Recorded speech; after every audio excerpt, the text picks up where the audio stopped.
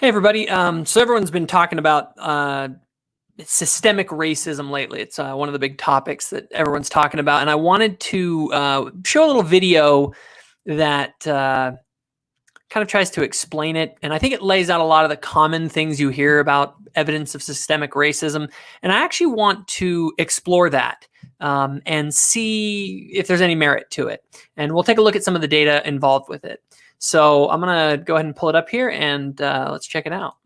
This is Jamal. Jamal is a boy who lives in a poor neighborhood. He has a friend named Kevin who lives in a wealthy neighborhood. All of Jamal's neighbors are African American and all of Kevin's neighbors are white. Because Jamal's school district is mostly funded by property taxes, his school is not very well funded. His classrooms are overcrowded, his teachers are underpaid, and he doesn't have access to high-quality tutors or extracurricular activities. Kevin's school district is also funded by property taxes, so his school is very well funded. His classrooms are never crowded, his teachers are very well paid, and he has access to high-quality tutors and lots of extracurricular activities. Kevin and Jamal live only a few streets away from. Okay, let's just stop right there. Okay, so what's funny is, yeah, there's no doubt black schools, white schools have a problem. Why is that? Well, one of the big problems is that Democrat teachers unions won't let the black students have school choice. Why is it that we have these kids have to go to those schools?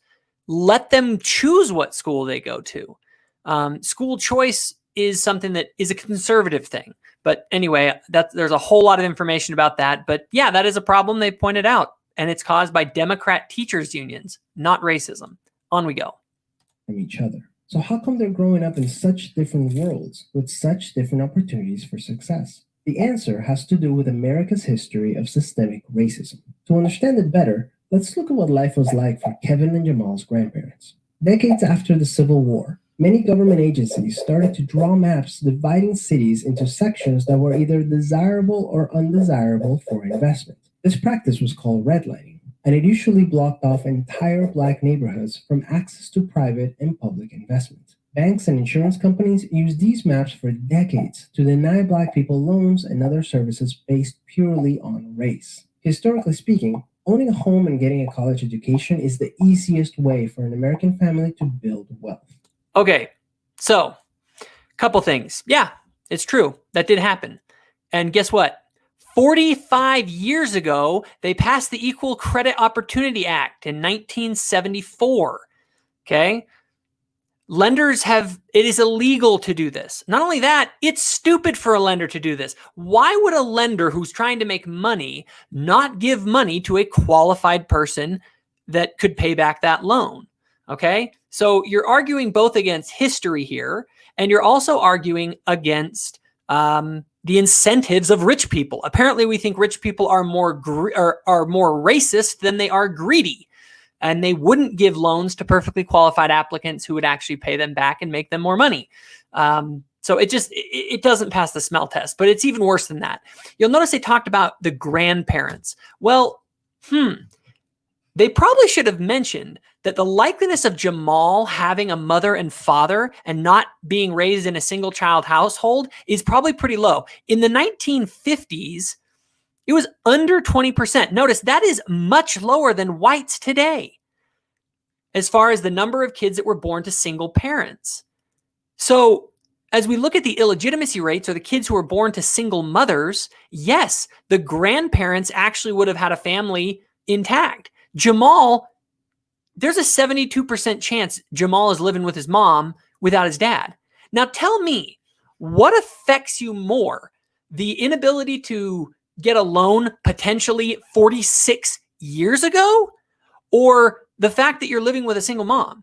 Okay, single motherhood is very, very hard to build wealth through. Okay, so while we're talking about these sorts of things that happened a long time ago that weren't fair, yeah, it's true, but let's not forget that most of those all ended right around here. But what happened right around here in the 70s and 80s is that the illegitimacy rate went through the roof. Okay? They're also ignoring the children of poor immigrants. And they rise regardless of where they came from. Think about it. An African immigrant who comes here from Rwanda, from a war, trying to avoid, problems has a better chance of making it than a native-born black. But we're going to say that racism against black people somehow is the cause of this. Okay, so I'm sorry, you have a big problem with the immigrants who completely destroy this narrative because they come here with nothing, and yet their children always rise generation to generation. But I'll tell you what they don't have. They don't have massive single parent rates. Okay, so let's continue. But when Jamal's grandparents wanted to buy a house, the banks refused because they lived in a neighborhood that was redlined. And his So Jamal's mom couldn't buy a grandparents house because she was a unable to buy single a home, and mom. because colleges could prevent them from attending through legal segregation, their options for higher education were really scarce. Kevin's correct? Yes, it is true. Education opportunities for blacks a long time ago were scarce, but however, let's just take a look at something here, okay? This is the map of when Brown v. Board was passed, this was the current school segregation that existed. You'll notice that it was forbidden to have segregated schools all through the North. Okay. And in the South, they still had historically black colleges that existed. They were just segregated. Now, did that hurt blacks? Yes, but it wasn't like no black could go to college. With that said, it was wrong. Okay. But these were things that affected his grandparents, not his parents. And in addition, like I said, the likeliness of him having both parents in the home is extremely low. Again, there was racism a long time ago, but we can't say that that was a more causal factor to his circumstance, because even if a white kid born to a single mother would probably see very similar results. He's going to have less access to education. It's going to be harder for them to build wealth in single parent households generally. So back to the video. Parents, on the other hand, got a low-interest loan to buy their first house and got accepted into a handful of top universities, which traditionally only accepted white students. This opened up a wealth of opportunities that they were able to pass on to their kids and grandkids. Okay, so here they are. It's all this wealth that built up in the past that's being passed on, right? It's white people are sitting on all the money in society and they're just passing it on to their children, right? That's the narrative. Let's take a look at this. First of all, the Cato Institute has did a study, and they found of the high-income Americans, a mere 3% inherited the majority of their wealth. In other words, the vast majority of the money that high-income people had, they got themselves. But they think, oh, well, but they got a leg up. Well, not really. There is a black man, Chris Hogan, who is a financial guru, and they did a giant study of all of the millionaires in our country. And guess what they found? Those rich millionaires, only 3% received an inherited wealth, and only 21% of millionaires received any inheritance at all. At all. Okay? Almost 80% of millionaires all did it all themselves. So you have immigrants succeeding. You have the vast majority of millionaires. They're making it without inheriting money. And I'm sorry, when you're born to a single mom, she ain't going to have a lot to give you as an inheritance. Okay? That's just the way that it goes. On we go. Even as late as the 1980s, an investigation into the Atlanta real estate market showed that banks were more willing to lend to low-income white families than to middle or upper-income African-American families. As a result, okay, again, let's take a look at that. They make it sound like, oh, okay, well, if a middle-income black person doesn't get it and a low-income white person gets a loan, that's because of racism. Not exactly. Income is only one of the factors that's considered when you're making a loan. The actual biggest factor is your credit profile. In other words, what do you have in savings? Do you have a history of default? Things like that. Income level is actually one factor. And funny enough, I have a very good income, but I recently forgot to pay a credit card. I messed up my credit score, and it actually stopped me from being able to get a loan I wanted to get. So high income is not enough of an analysis to really see if there's a difference there. And when you dig into the details, let's take a look. So Wharton College has an article here that talks about conspicuous consumption and what different groups are spending money on. And blacks and Hispanics spend up to 30% more than whites of comparable income on visible goods like clothing, cars, and jewelry. There is vast difference in the spending habits between black and white Americans. In Matthew Corbin of the University of Pennsylvania, he writes that the African Americans over the age of 18 make up 39% of MasterCard holders. In other words, they have a lot of consumer credit cards. Consumer credit is not good if you want to get larger loans for investments like a first-time home buying. In addition, black households, The Atlantic has an entire article on how blacks and whites spend money differently, and you find that black households tend to spend more on services that require long-term contracts. If anyone knows anything, Chris Hogan would know a lot about this. He's friends with Dave Ramsey.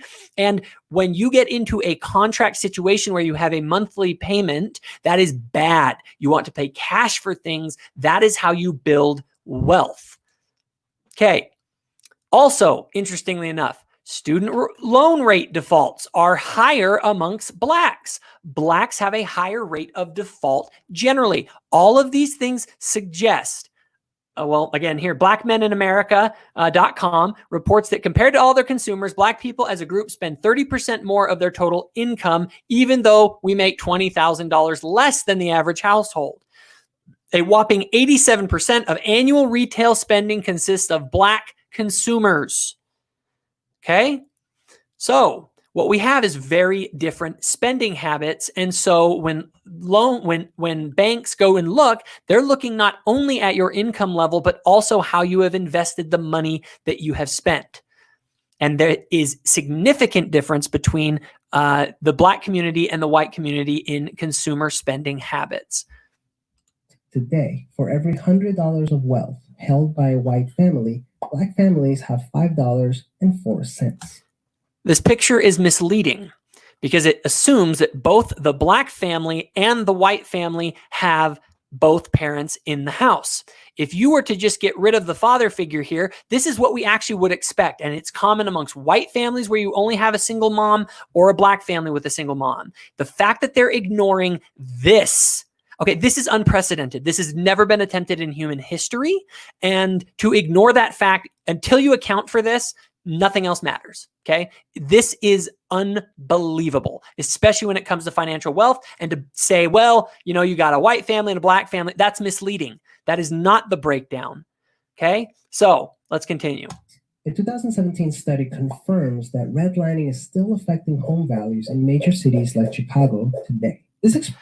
Actually, redlining is illegal today. Explains how Kevin and Jamal inherited vastly different circumstances.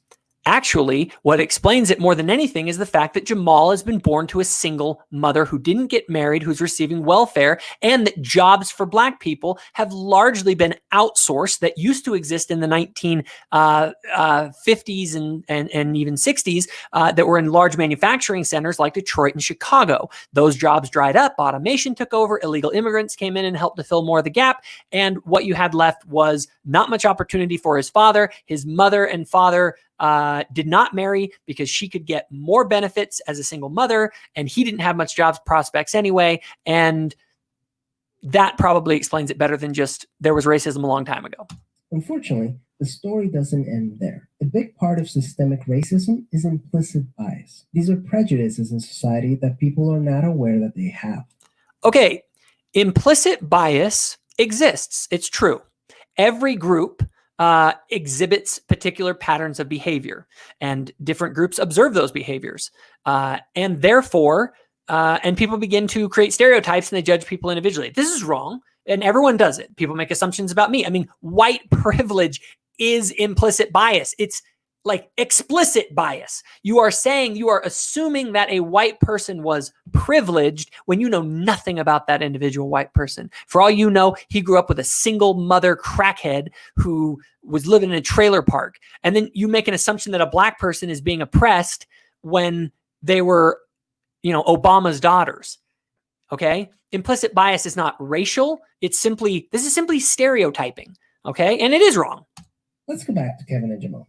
Against all odds, Jamal manages to be the only student from his high school to get accepted into a great university, the same one that Kevin and his high school friends are attending. But after Kevin and Jamal both graduate, Jamal notices that his resume isn't drawing as much interest as Kevin's, even though they graduated from the same program with the exact same GPA. Unfortunately for Jamal, studies show that resumes with white-sounding names get twice as many callbacks as identical resumes with black-sounding names.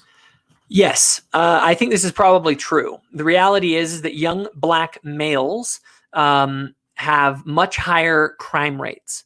And unfortunately, employers do make judgments on people based on the groups that they're in. It's not right. I'm not making an excuse for that. But there's a difference between implicit bias and racism. For instance, it can actually work in your favor. If you're hiring for a landscaping company and you have someone whose name is Jorge and you have someone whose name is Andrew, I'll bet most of the time Jorge is going to get the callbacks. Also, same thing goes with sex. If you're applying for a plumbing company and you have a man who applies, a white man and a white woman, the man will likely get more callbacks. However, if you have a daycare facility or a babysitter and you're a 35-year-old white male, or you have a 17-year-old girl, I'll bet they're going to take the girl most of the time.